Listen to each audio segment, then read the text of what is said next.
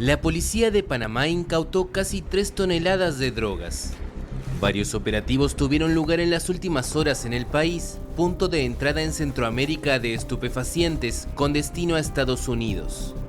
Hemos tenido estos resultados, estos hallazgos ayer. Estamos hablando de 24 horas. Tuvimos un hallazgo de 2.996 paquetes, casi 3 toneladas. La primera operación tuvo lugar el viernes en la comarca indígena de Gunayala, en el Caribe, cuando unidades del Servicio Nacional Aeronaval interceptaron una lancha rápida en el río Sidra con más de 2.000 paquetes de 1 kilo cada uno. La droga, presuntamente cocaína, fue hallada después de que los tripulantes de la embarcación se lanzaran al agua al notar la presencia de los agentes. En una segunda operación, en la noche del viernes, la policía pudo ubicar en un puerto de la provincia de Colón, también en el Caribe, casi 1.000 paquetes de droga escondidos en un contenedor con los sellos alterados. Según las autoridades, el contenedor se hallaba en un buque mercante que había salido del puerto de Long Beach, Estados Unidos, y tenía como destino Bélgica.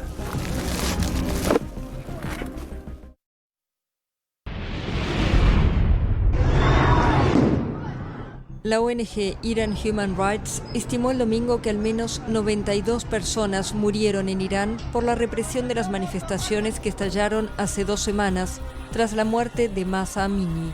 Basada en Oslo, la ONG intenta evaluar el número de víctimas pese a los cortes de Internet y los bloqueos de aplicaciones como WhatsApp o Instagram y otros servicios en línea en Irán. Amini, una kurda iraní de 22 años, murió el 16 de septiembre tras ser detenida por la policía de la moral, presuntamente por no llevar correctamente el velo, tal y como exige el estricto código de vestimenta de las mujeres en la República Islámica. Su muerte generó una ola de protestas, las más importantes en este país desde 2019. Las manifestaciones se han extendido a decenas de ciudades en todo el mundo, especialmente el fin de semana.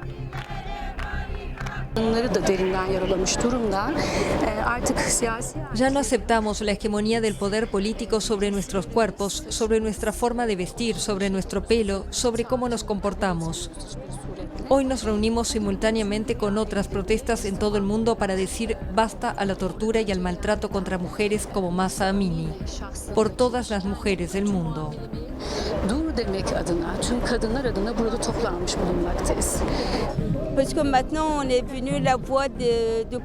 Ahora nos hemos convertido en la voz del pueblo iraní que está dentro del país, porque todo está cortado.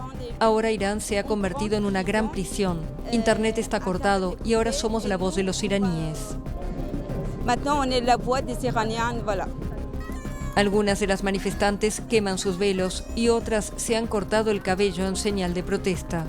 Irán atribuye la responsabilidad de las manifestaciones a fuerzas del exterior que, según asegura, pretenden desestabilizar al país.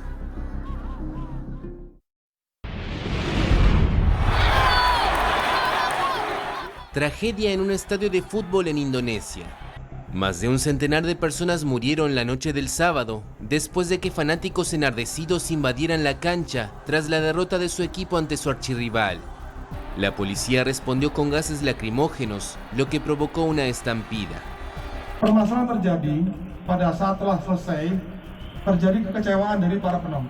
El problema se produjo después del partido. Los espectadores estaban decepcionados con el equipo de sus amores, ya que después de 23 años de victorias, perdieron en casa. La decepción les hizo entrar en masa al campo y perseguir a los futbolistas y a los árbitros.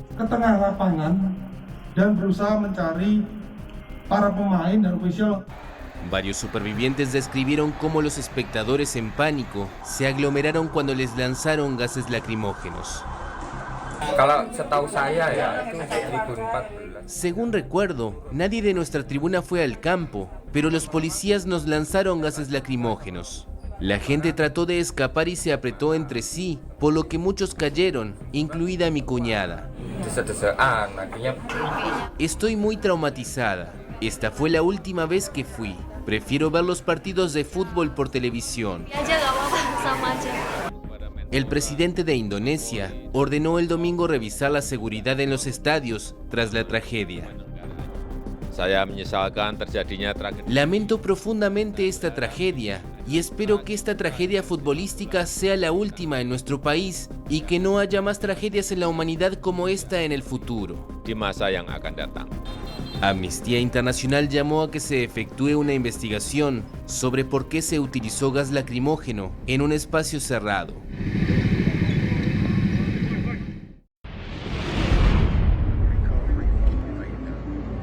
Visita de Joe Biden a Puerto Rico. El presidente de Estados Unidos viajó el lunes a la isla en el Caribe que acaba de ser golpeada por el huracán Fiona. Puerto Rico es un territorio estadounidense que tiene el dólar como moneda, pero sus habitantes no pueden votar en elecciones nacionales, por lo que a veces se sienten abandonados por las autoridades federales. Vinimos en persona para demostrarles que estamos con ustedes. Todo Estados Unidos está con ustedes mientras se recuperan y reconstruyen. Fiona dejó al menos una docena de muertos en Puerto Rico. El huracán cortó temporalmente el suministro de agua y electricidad, ya debilitadas por las constantes catástrofes naturales como huracanes y temblores en los últimos años. Tenemos que hacer más, asegurarnos de que cuando el próximo huracán llegue, Puerto Rico esté listo. Hoy anunció $60 millones en fondos para ayudar a zonas costeras de Puerto Rico a prepararse mejor para la tormenta. Biden debe visitar Florida el viernes, un estado del sur que fue golpeado la semana pasada por el huracán Ian, que dejó muerte y devastación. No está claro si el presidente coincidirá con el gobernador republicano Ron DeSantis, uno de sus más feroces críticos, en un momento en que las tensiones políticas crecen en Estados Unidos en vísperas de las elecciones legislativas de noviembre.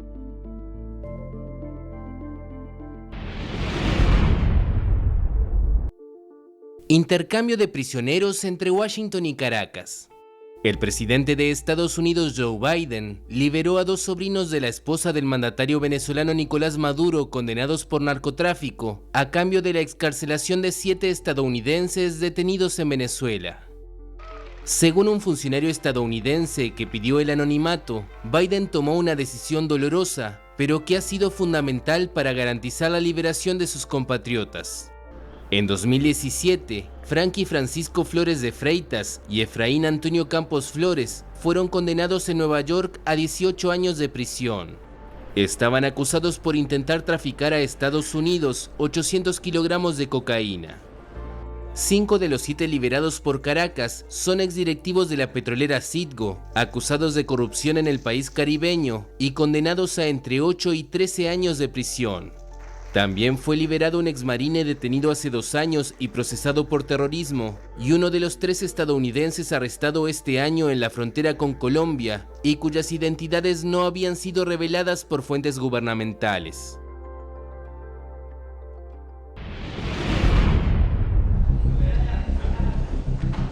El secretario general de la ONU, Antonio Guterres, pidió el lunes tomar acciones concretas para combatir el calentamiento global, con ocasión de la apertura en la República Democrática del Congo de una reunión preparatoria de la Conferencia Anual sobre el Clima, COP27, que tendrá lugar en noviembre en Egipto. Guterres pidió tener en cuenta los desastres naturales de las últimas semanas en el mundo. A third of Pakistan flooded. Un tercio de Pakistán estuvo inundado. El verano en Europa fue el más caluroso en 500 años. Filipinas se vio impactada. Un apagón en toda Cuba. In blackouts. Y aquí en Estados Unidos, el huracán Ian ha recordado brutalmente que ningún país, ninguna economía es inmune a la crisis climática. From the climate crisis.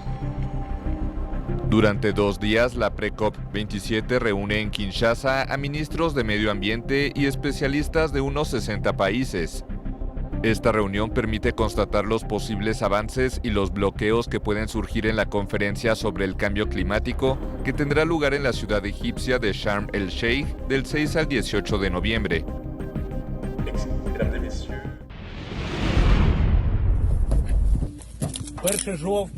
La estratégica ciudad ucraniana de Limán está totalmente libre de tropas de Moscú.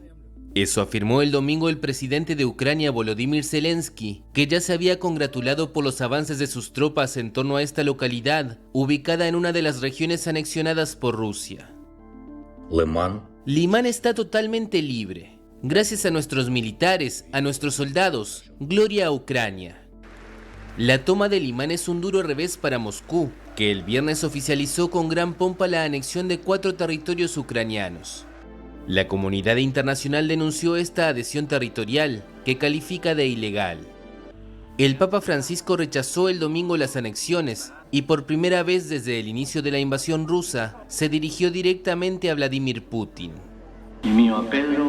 Mi llamamiento se dirige en primer lugar al presidente de Rusia, rogándole que detenga, también por amor a su pueblo, esta espiral de violencia y muerte. Pese al rechazo internacional, el proceso legal para la formalización de las anexiones sigue su curso en Moscú. La Corte Constitucional rusa juzgó el domingo que los tratados eran conformes a la Constitución de la Federación de Rusia. El presidente del Parlamento informó que los diputados de la Cámara Baja examinarán el lunes un proyecto de ley para la inmediata adopción del texto, que luego pasará a la Cámara Alta. Ucrania ya anunció que recurrirá a la Corte Internacional de Justicia, exhortándola a que se ocupe de este caso lo más rápido posible.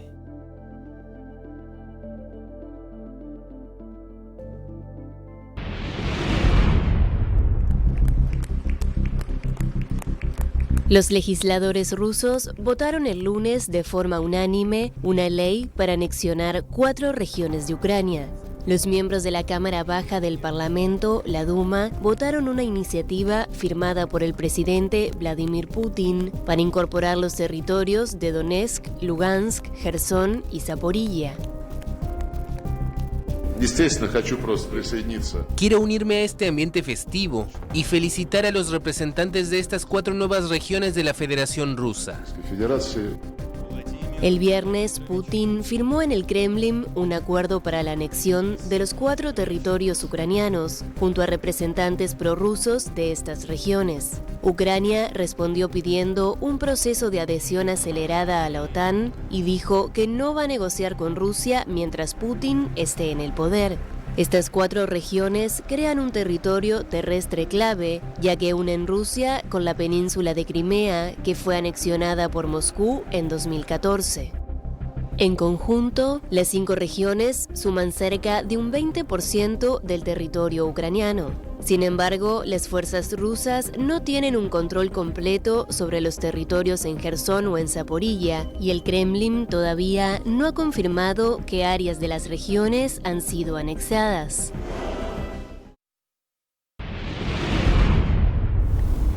El Parlamento Europeo aprobó el martes una ley que impone un cargador único con puerto USB-C.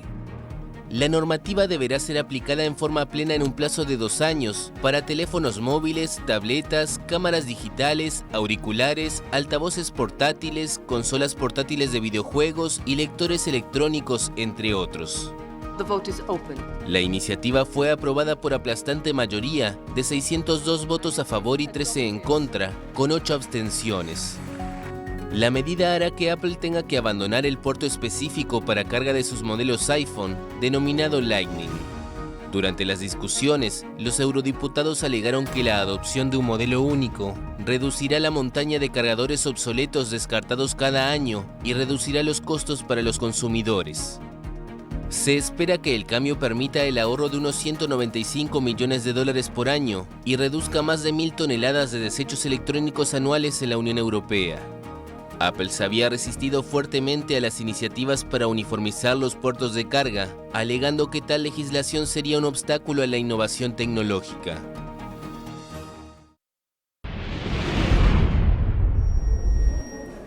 Segundo round.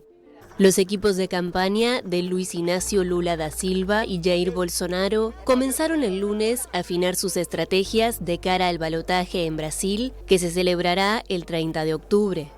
El domingo, el expresidente se impuso con el 48% de votos al actual mandatario, que obtuvo el 43% de los sufragios.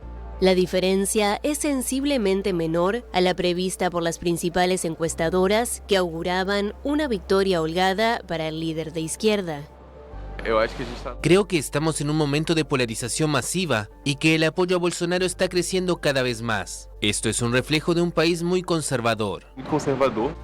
El bolsonarismo salió además reforzado el domingo en las elecciones legislativas y de gobernadores, mostrando fuerza en estados clave como Río de Janeiro, Sao Paulo y Minas Gerais, que reúnen 40% del padrón electoral. El presidente había dicho que ganaría en primera vuelta, pero tras los resultados del domingo admitió que muchos votos por Lula demostraron una voluntad de cambio por parte de la población. Los dos lados pensaban que las elecciones se iban a resolver ayer, pero realmente no creía que fuera así.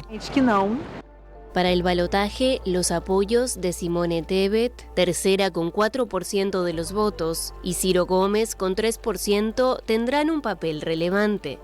Tebet prometió que anunciará su postura en el momento oportuno, mientras Gómez, duro crítico de Lula y Bolsonaro, pidió tiempo para manifestarse. Analistas coinciden en que la definición está abierta y proyectan semanas de una campaña intensa y agresiva en un país profundamente dividido.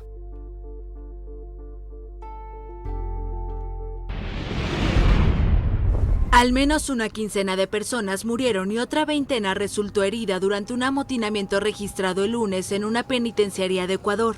Es la octava matanza carcelaria desde febrero de 2021, que dejan ya más de 400 fallecidos. Las autoridades afirman que bandas vinculadas al narcotráfico sostienen una guerra por el poder. La revuelta se produjo en la moderna cárcel de la localidad de Latacunga, en la provincia de Cotopaxi, con unos 4.300 presos. Ese reclusorio fue escenario de 2 masacres en 2021. El presidente ecuatoriano Guillermo Lasso presentó un mensaje de condolencia y de solidaridad con los familiares de aquellos que murieron en la cárcel.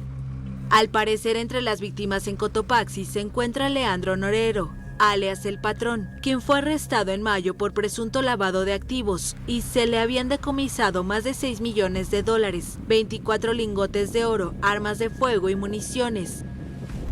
Técnicamente ha sido identificado el cuerpo de PPL de apellido Norero. Esperamos ratificarlo, esta información también de manera científica a través de todos los protocolos de levantamiento de huellas dactilares y también de confirmación con ADN. Las cárceles ecuatorianas tienen una capacidad de 30.000 personas, pero hay 1.900 reos más.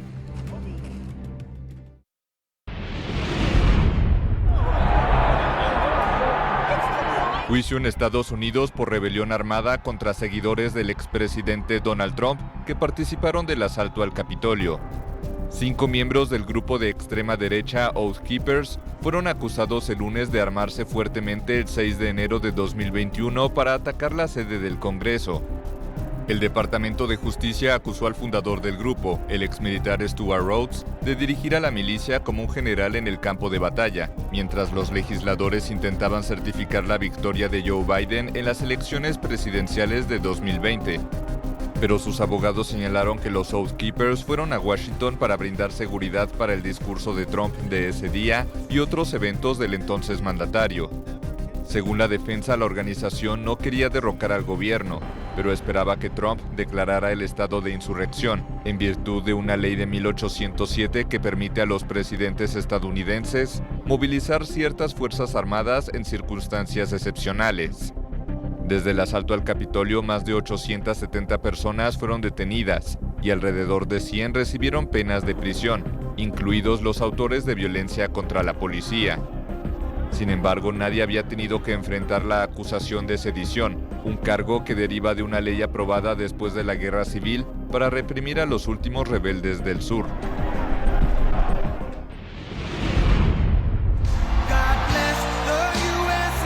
Donald Trump demandó a CNN. El expresidente de Estados Unidos acusa a la cadena de televisión de difamarlo por temor a que el magnate republicano se presente de nuevo a la presidencia en 2024 y exige $475 millones en daños y perjuicios. Según la denuncia de 29 páginas, CNN trató de utilizar su enorme influencia como fuente confiable de información para difamar al denunciante entre sus televidentes y lectores con el propósito de derrotarlo políticamente. El texto señala que como parte de su esfuerzo concertado para inclinar la balanza política a la izquierda, CNN trató de ensuciar al denunciante con una serie de etiquetas cada vez más escandalosas, falsas y difamatorias, de racismo, lacayo de Rusia, insurrecto y finalmente Hitler. Durante todo su mandato, el expresidente republicano tuvo una pésima relación con grandes medios estadounidenses como CNN y The New York Times, a los que bautizó como creadores de informaciones falsas. Trump los atacaba generalmente a través de Twitter, red de la que posteriormente fue vetado. America great again.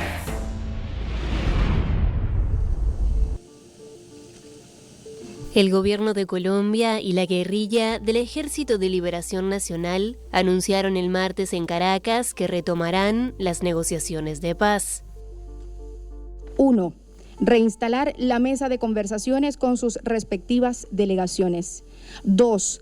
Retomar el conjunto de los acuerdos y avances logrados desde la firma de la agenda de marzo 30 de 2016. 3. Anunciar el restablecimiento del proceso de diálogos después de la primera semana del mes de noviembre del año 2022.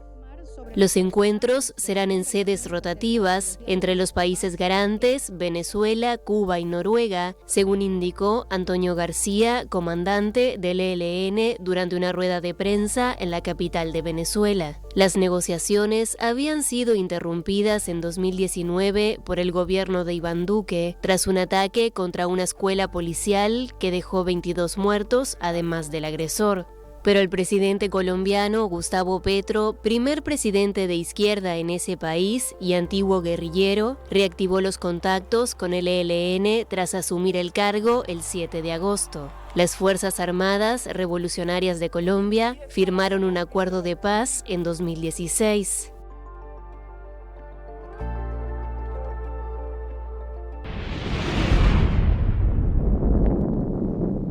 Al menos 13 ejemplares de la ballena franca austral aparecieron sin vida en la Patagonia Argentina. 12 mamíferos adultos y un joven aparecieron muertos entre el 24 de septiembre y el 2 de octubre, en aguas del Santuario del Golfo Nuevo y Península de Valdés, 1.300 kilómetros al sur de Buenos Aires. Se desconocen las causas de las muertes, pero el Instituto de Conservación de Ballenas estimó que es urgente realizar las necropsias y analizar muestras de agua para determinar si fue por la llamada marea roja, una de las hipótesis. La mortandad fue detectada en medio de la temporada récord de presencia de los cetáceos, tradicional imán para el turismo y paraíso de los biólogos marinos. Del 31 de agosto al 2 de septiembre se registraron 1.420 ballenas francas, el máximo número de individuos observado en 51 años de estudios. Durante 2021 se registraron 45 ballenas francas muertas. Si bien el número de cetáceos que murieron en esta temporada aún es menor a la pasada, a los científicos les preocupa que las muertes se hayan registrado en un periodo tan corto.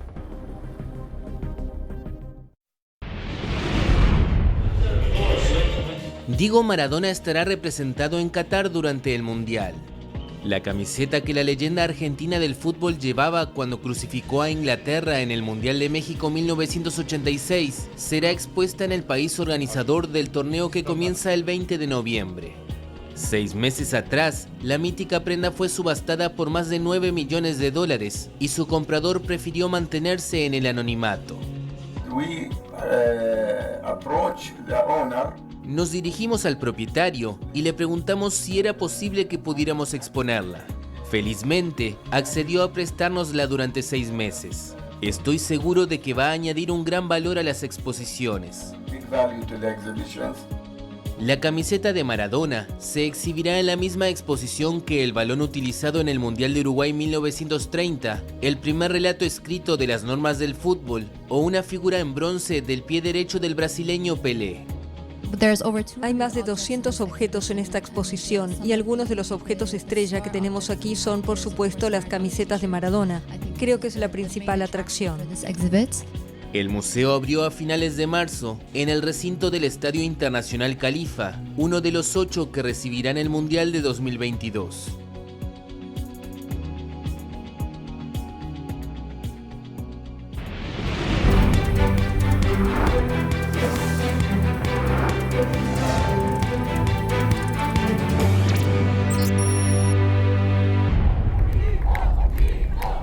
La carrera por la presidencia en Brasil se acelera a 26 días del balotaje entre el mandatario Jair Bolsonaro y el expresidente Luis Inácio Lula da Silva. El martes, Bolsonaro recibió el apoyo de figuras clave de cara a la segunda vuelta, incluyendo su exministro y exjuez Sergio Moro, ícono de la lucha contra la corrupción que salpicó a Lula y a su Partido de los Trabajadores. Moro, electo el domingo senador por el estado de Paraná, indicó en Twitter que contra el proyecto de poder del PT declaraba en la segunda vuelta su apoyo a Bolsonaro. El mandatario se reunió además en Brasilia con los gobernadores reelectos de Minas Gerais y Río de Janeiro, quienes también respaldaron su campaña a la reelección. Yo, como gobernador reelecto, le agradezco todo lo que ha hecho. No tengo ninguna duda de que lo que ha hecho crecer a Río y me ha dado este importante voto ha sido en gran parte por lo que usted me ha ayudado en estos 2 últimos años. Bolsonaro tuvo el domingo un desempeño mejor de lo que anunciaban los sondeos y terminó segundo, a solo 5 puntos porcentuales de Lula. Por su parte, Lula, que logró el 48% de los votos, ha indicado que trabajará para conformar un bloque de demócratas para combatir a Bolsonaro en el balotaje. El martes logró el respaldo, aunque a regañadientes, del ex candidato del Partido Democrático Traballista, Ciro Gómez, quien obtuvo 3% de los votos el domingo. Hemos tomado una decisión por unanimidad. Y grabo este video para decir que sigo la decisión de mi partido PDT. Ante las circunstancias, es la última salida. Aún resta que se pronuncie la senadora Simone Tebet, tercera en el escrutinio con 4%. Aunque Tebet aún no lo reveló, analistas coinciden en que apoyaría a Lula y que podría incluso integrar su gabinete. Pero la dirigencia de su partido, el centrista Movimiento Democrático Brasileño, está fracturada. Tanto Lula como Bolsonaro tendrán que intentar, además, revertir la abstención récord de 21%, equivalente a más de 32 millones de votos.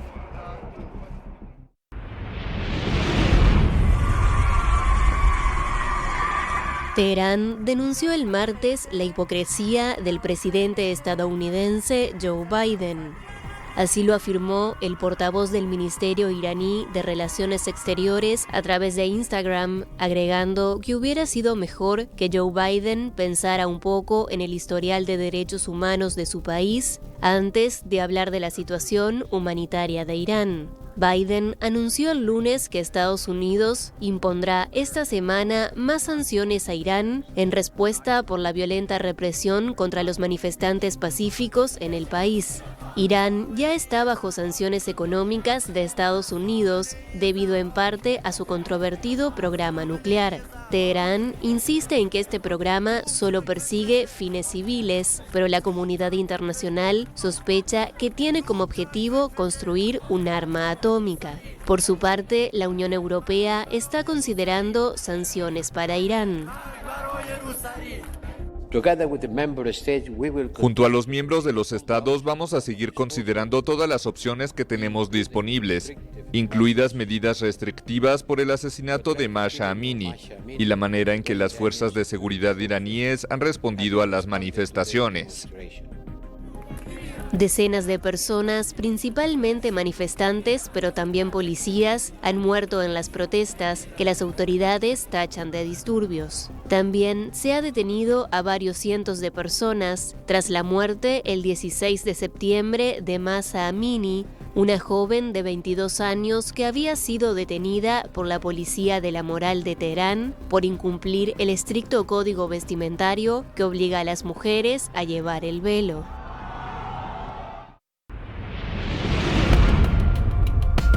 Visita del secretario de Estado estadounidense Antony Blinken a Chile.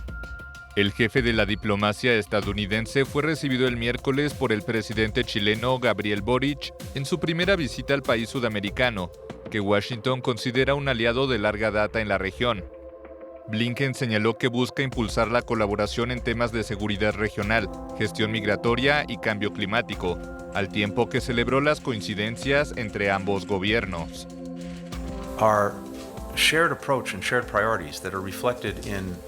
Nuestro enfoque y prioridades compartidas se reflejan en lo que el presidente Biden está haciendo en Estados Unidos y en el exterior. y en lo que creo que el presidente Boric está trabajando por hacer aquí en Chile, que es construir economías inclusivas y más equitativas. Se trata de lidiar con los asuntos que están al frente y al centro de las vidas de nuestro pueblo.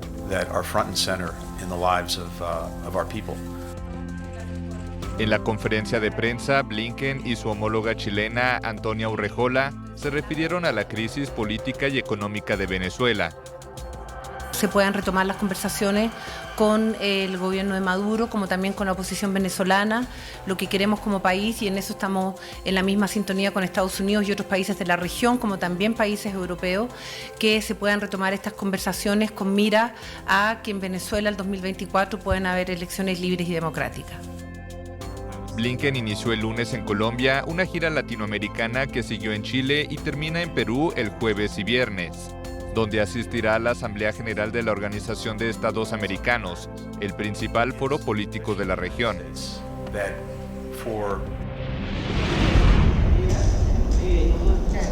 Últimos preparativos para el inicio de la Asamblea Anual de la Organización de Estados Americanos. Los cancilleres de la región se reúnen desde el miércoles en el principal foro político del continente en Lima, donde se retoman los encuentros presenciales luego de 2 ediciones en formato virtual por la pandemia. Los diplomáticos debatirán varios proyectos de resolución y de declaración, principalmente sobre la crisis política y de derechos humanos en Nicaragua, país que se ha aislado de la comunidad internacional. La OEA también debe examinar una declaración sobre la migración, la situación de los derechos humanos en Venezuela y la seguridad en Haití. Asimismo, se esperan debates sobre la invasión de Rusia en Ucrania, conflicto que causa dolores de cabeza en Estados Unidos y amenaza la seguridad alimentaria en América Latina. El anfitrión, el presidente peruano Pedro Castillo, recibió el martes al secretario general de la OEA, Luis Almagro. En la pasada Asamblea General de la ONU en Nueva York, Castillo se pronunció por respetar el derecho humano a la alimentación, facilitando las exportaciones de cereales ucranianos y de fertilizantes rusos. En tanto, el secretario de Estado estadounidense, Antony Blinken, llegará el jueves a Lima tras visitar Colombia y Chile y reunirse con los nuevos presidentes izquierdistas Gustavo Petro y Gabriel Boric.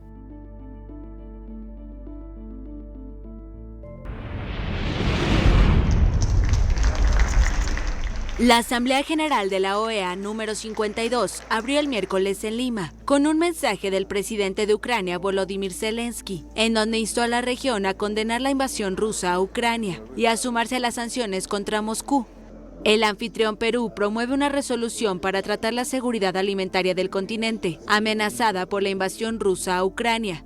Mientras que el secretario de Estado de Estados Unidos, Antony Blinken, dijo que espera un fuerte apoyo de todos los miembros de la OEA en el tema de Ucrania. La cita del principal foro político de las Américas prevé debates sobre la situación en Nicaragua, luego de que en noviembre de 2021 el gobierno de Daniel Ortega anunciara su retiro de la OEA y 5 meses después cerrara la oficina de la organización en Managua. Un proyecto de resolución llama a instar al gobierno de Ortega a restablecer plenamente el Estado de Derecho. De ahí los contactos para abordar temas políticos no han sido posibles. El régimen definitivamente se ha distanciado de la organización en ese sentido y las dificultades para trabajar estos temas han ido increciendo. La Asamblea debe examinar también una declaración sobre los derechos humanos en Venezuela. Almagro negó el miércoles que el proceso de retiro de Venezuela de la OEA ya se haya concretado. Por otra parte, 11 países de la OEA, entre ellos México, Bolivia y muchos caribeños, impulsan revocar la aceptación del delegado del líder opositor venezolano Juan Guaidó. Y eso fue decidido por votación y esto otro será decidido por votación. Y nosotros cuando hay una discusión entre los países al respecto, siempre dejamos que esta discusión fluya naturalmente y se haga de la mejor forma y de la manera más constructiva posible. El representante venezolano de la OEA, Gustavo Tarré, designado en 2019, no acudió a Lima para evitar, según la oficina de Guaidó, que ello distraiga la discusión de temas como la situación humanitaria en Venezuela. Durante la jornada hubo protestas de grupos conservadores, en las que unas 200 personas gritaban consignas contra Almagro, la OEA y el presidente de Perú, Pedro Castillo.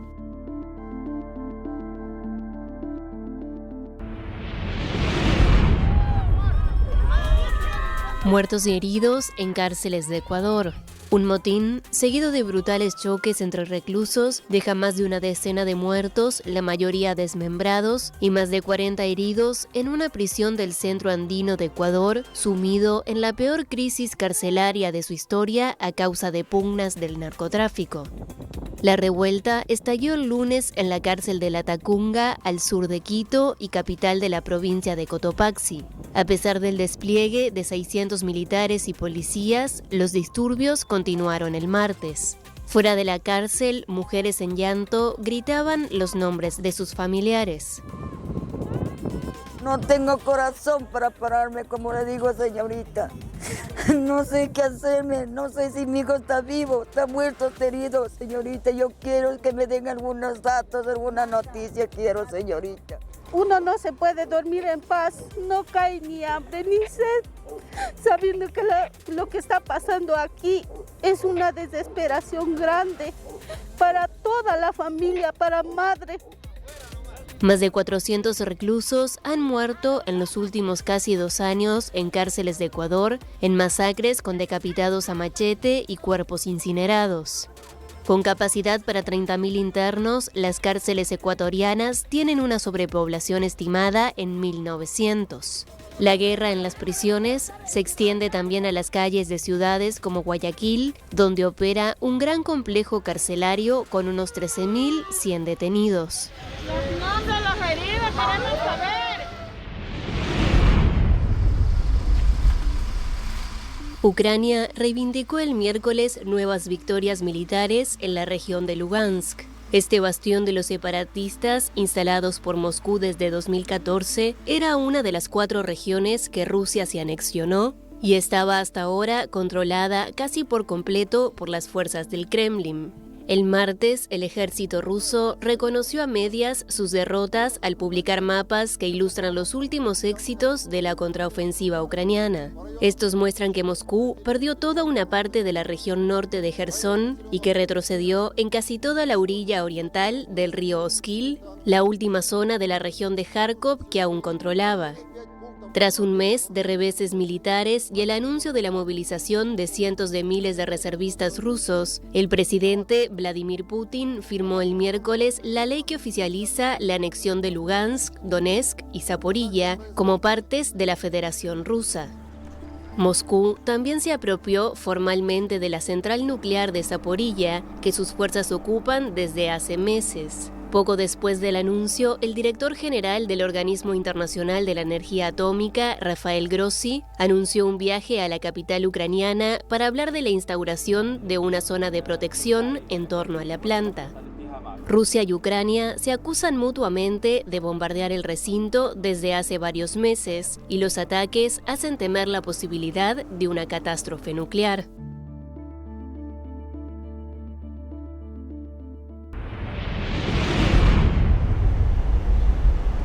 Según un informe de World Weather Attribution, el cambio climático aumentó durante el verano pasado la probabilidad de sequía en el hemisferio norte al menos 20 veces. La sequía, que afectó a amplias regiones de Europa, China y Estados Unidos, corre el riesgo de producirse ahora cada 20 años con el clima actual, en lugar de cada 400 años o incluso plazos más largos como sucedía en el pasado.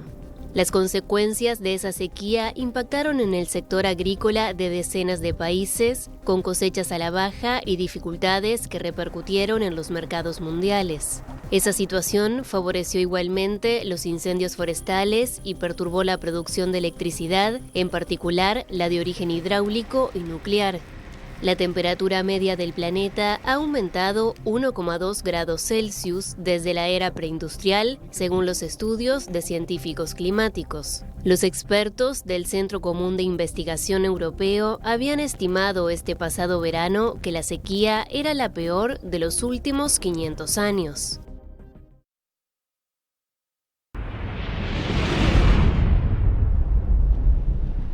La Organización Mundial del Comercio redujo drásticamente el miércoles su previsión de crecimiento de los intercambios mundiales para 2023. Los economistas de la OMC esperan actualmente un crecimiento del volumen del comercio mundial de mercancías de tan solo 1,0% para el próximo año, cifra en fuerte disminución respecto de la estimación anterior del 3,4% publicada en abril.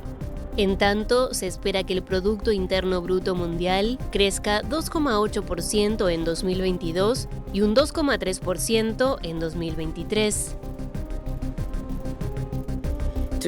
Hoy la economía mundial enfrenta crisis en varios frentes. El endurecimiento monetario está pesando sobre el crecimiento en gran parte del mundo, incluido Estados Unidos.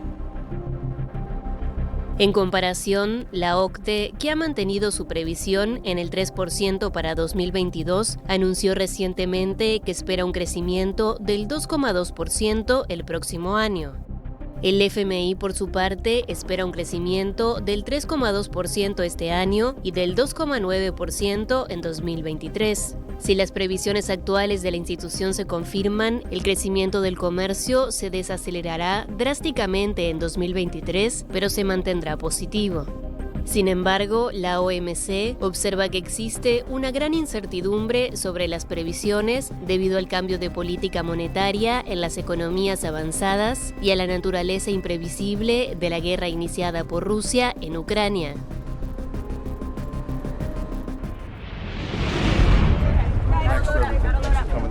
Visita de Joe Biden a Florida tras el paso del huracán Ian.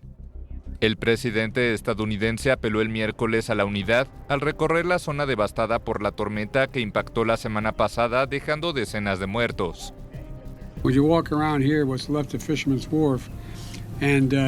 Cuando caminas por aquí en lo que queda de Fisherman's Wharf, no se necesita mucha imaginación para entender que todo, esta histórica, titánica e inimaginable tormenta lo destruyó todo en pedazos.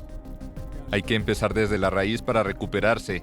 Y tomará mucho tiempo, no semanas ni meses. Tomará años para arreglar todo en el estado de Florida.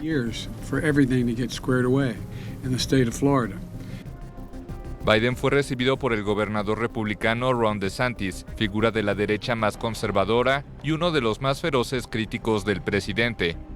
Pero DeSantis reconoció el miércoles la cooperación con el gobierno federal.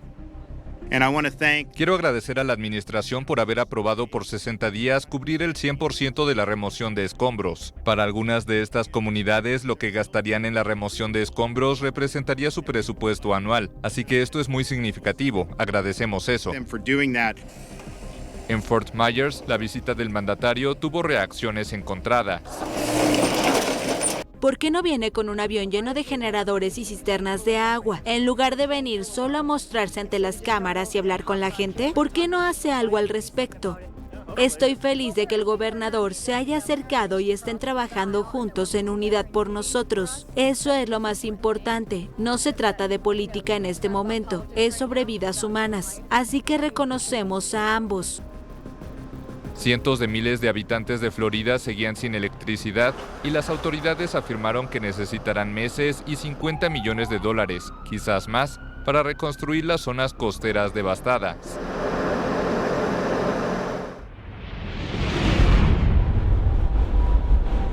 Corea del Norte disparó el jueves 2 nuevos misiles balísticos. Esto mientras el Consejo de Seguridad de la ONU discutía el miércoles el lanzamiento del misil de alcance intermedio, que sobrevoló el territorio de Japón el martes, provocando órdenes de evacuación y marcó un récord de distancia en la historia del arsenal norcoreano. El Ministerio de Relaciones Exteriores de Corea del Norte aseguró que la serie de 6 misiles que han sido disparados en menos de 2 semanas son medidas de represalia por los ejercicios militares.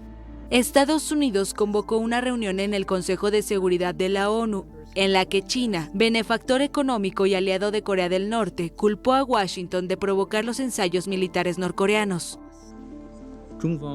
Hemos tomado nota de los lanzamientos recientes de Corea del Norte. También hemos visto los notables ejercicios militares conjuntos de los Estados Unidos y otros países recientemente en la región. En las últimas semanas, Estados Unidos, Corea del Sur y Japón han incrementado sus ensayos militares conjuntos. En el tema nuclear, Estados Unidos está jugando con un doble rasero y está involucrado en maniobras políticas, envenenando el entorno de seguridad. En este contexto, el recrudecimiento de la tensión en la península no debería sorprender. El Consejo de Seguridad lleva meses dividido sobre cómo responder a las acciones de Corea del Norte. Rusia y China se muestran empáticas con el régimen, mientras el resto de miembros piden un mayor castigo. Este es un claro esfuerzo de China y Rusia para recompensar a Corea del Norte por sus malas acciones, y este consejo no puede tomarlo en serio, a la luz de las crecientes provocaciones de Corea del Norte y su regreso a probar sistemas de largo alcance. La supuesta base de la resolución no tiene validez aquí. Necesitamos pasar rápidamente a fortalecer el régimen de sanciones 718, sin considerar el alivio de las sanciones. El país liderado por Kim Jong-un ha desplegado este año un número récord de ensayos armamentísticos y recientemente revisó su ley para declarar irreversible su estatus de potencia nuclear.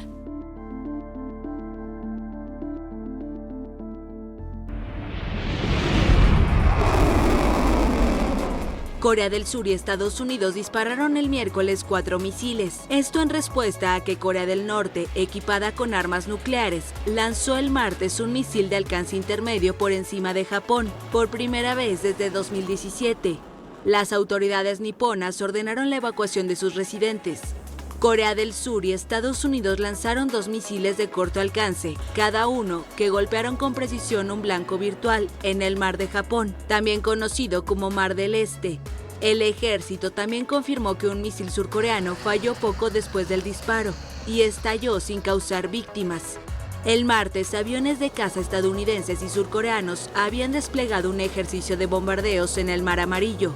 Los ejercicios querían asegurar las capacidades militares listas para responder a las provocaciones del norte, si se llega a esta situación, según lo dijo un portavoz del Consejo de Seguridad Nacional de Estados Unidos.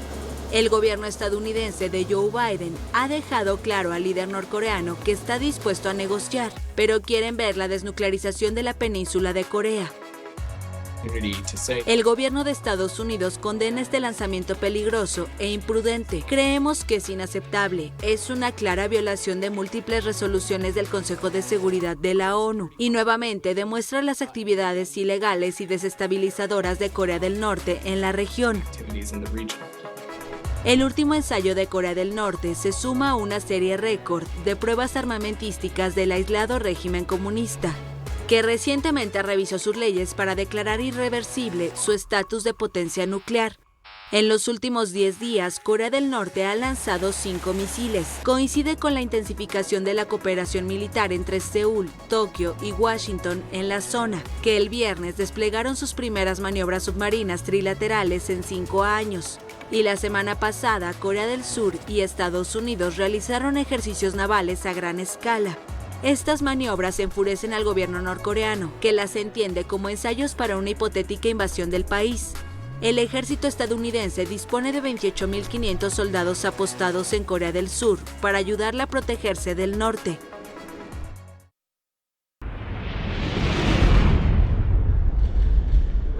El presidente de México, Andrés Manuel López Obrador, negó el martes espionaje gubernamental a opositores, tras una filtración de archivos oficiales según los cuales el ejército intervino los teléfonos de al menos 3 personas, entre ellos un periodista, un columnista de prensa y un activista de derechos humanos. Dichos teléfonos habrían sido hackeados al menos entre 2020 y 2021, según una investigación de la Red de Defensa de los Derechos Digitales y los medios Animal Político, Aristegui Noticias y Proceso.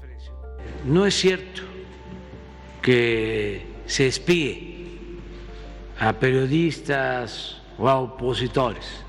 Según el mandatario, el ejército no hace espionaje, sino inteligencia para enfrentar a los delincuentes, y no confirmó si Pegasus sigue siendo usado, pero anunció que se entregará un informe de los militares al respecto. Yo hice el compromiso de que nadie iba a ser espiado. En días pasados, un grupo de piratas informáticos identificado como Guacamaya extrajo información de una base de datos del ejército, según la cual esa institución siguió utilizando el software Pegasus durante el actual gobierno. Dicho programa fue muy criticado por el actual mandatario López Obrador durante el gobierno de su antecesor Enrique Peña Nieto. Si tienen pruebas, que las presenten. La empresa NSO vende únicamente el software a gobiernos y en 2017 tenía registrados unos 15,000 números telefónicos en México.